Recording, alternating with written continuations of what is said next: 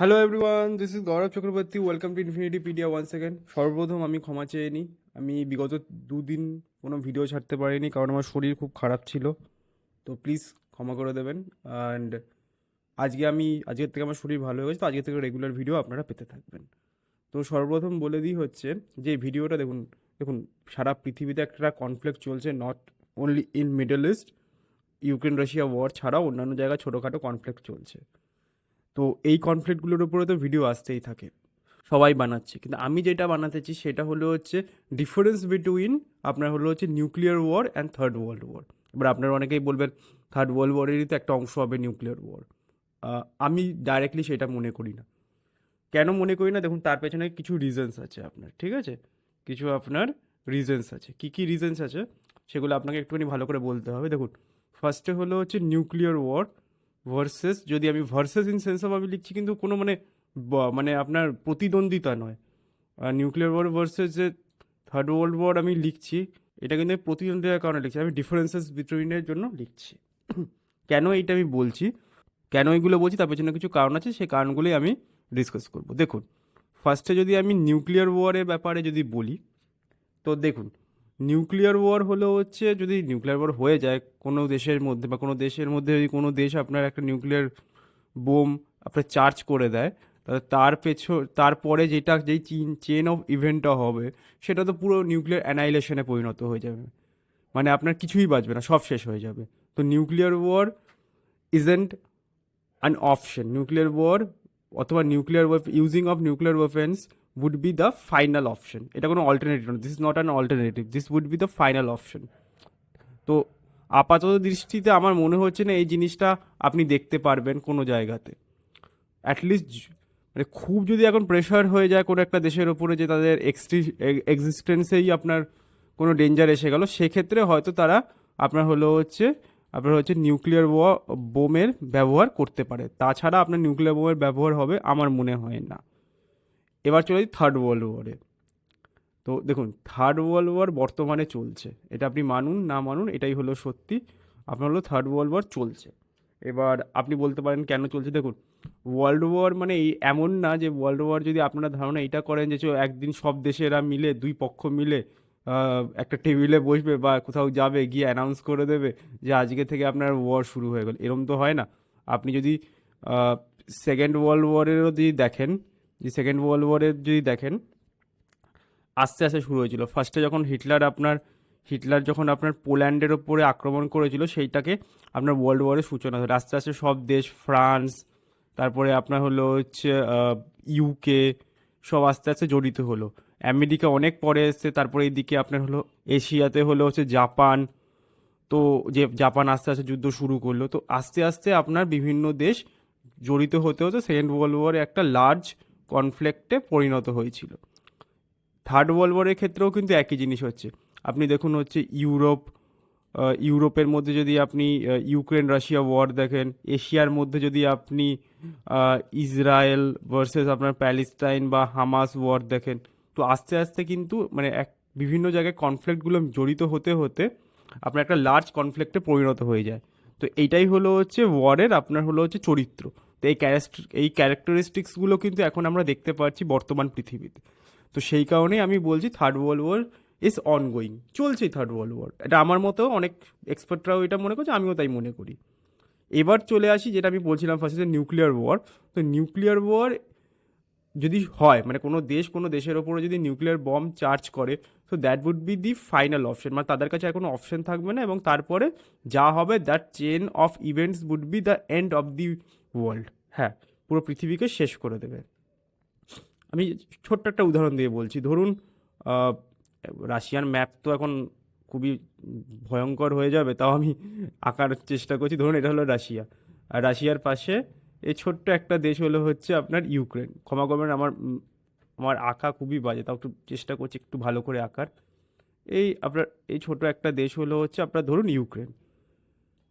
তো রাশিয়া ধরুন একটা নিউক্লিয়ার বোম আপনার হলো হচ্ছে ইউক্রেনের ওপরে চার্জ করলো।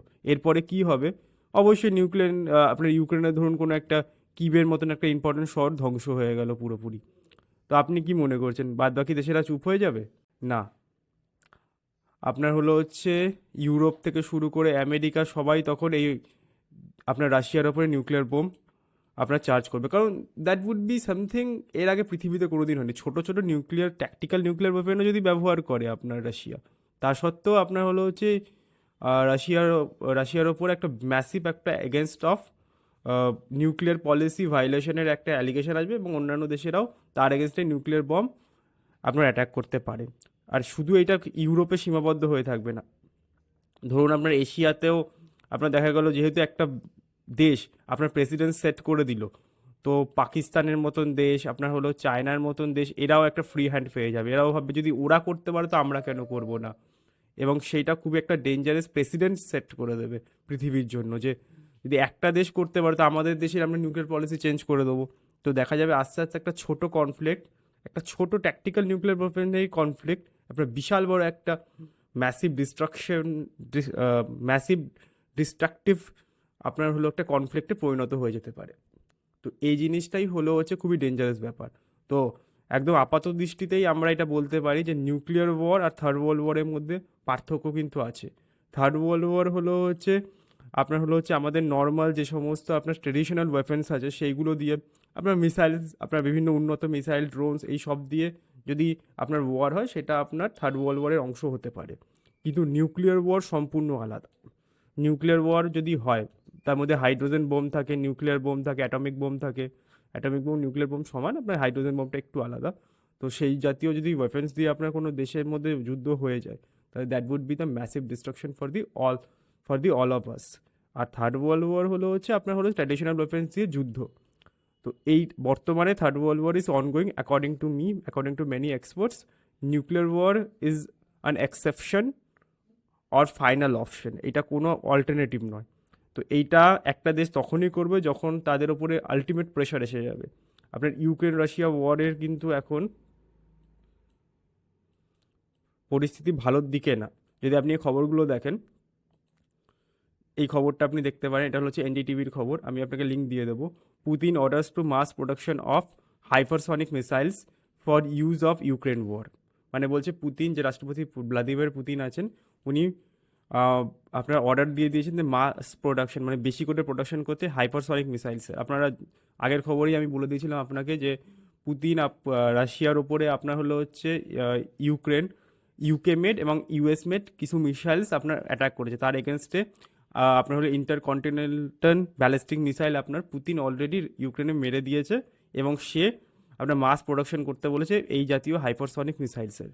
তো এর থেকে বোঝা যাচ্ছে যুদ্ধ কিন্তু ভয়াবহ দিকে যাচ্ছে। কিন্তু হ্যাঁ, নিউক্লিয়ার ওয়ার অথবা নিউক্লিয়ার ওয়েপন তো এখনও একটা এক্সেপশন, যতক্ষণ না রাশিয়ার ওপর এক্সিস্টেন্স থ্রেট আসছে।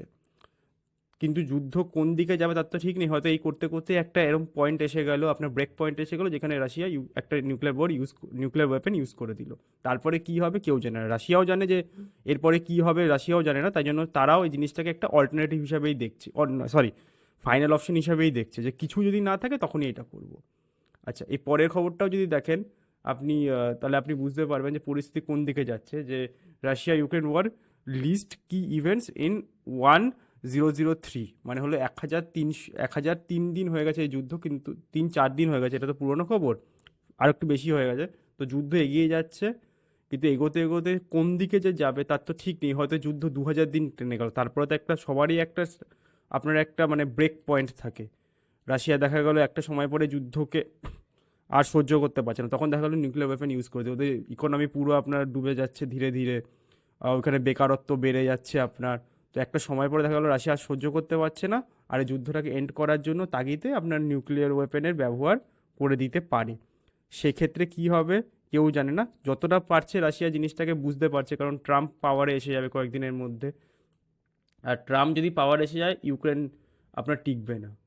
ডোনাল্ড ট্রাম্প যদি পাওয়ার আসে ইউক্রেন আপনার এই যুদ্ধে টিকবে না, তাই ইউক্রেনও জানে এই কথাটা, তাই ওরা যতটা পারছে যুদ্ধটাকে আপনার ইন্টেন্সিফাই করার চেষ্টা করছে, যাতে ট্রাম্প আসার আগে একটা বড় সড়ো কিছু ইভেন্ট হয়ে যায়।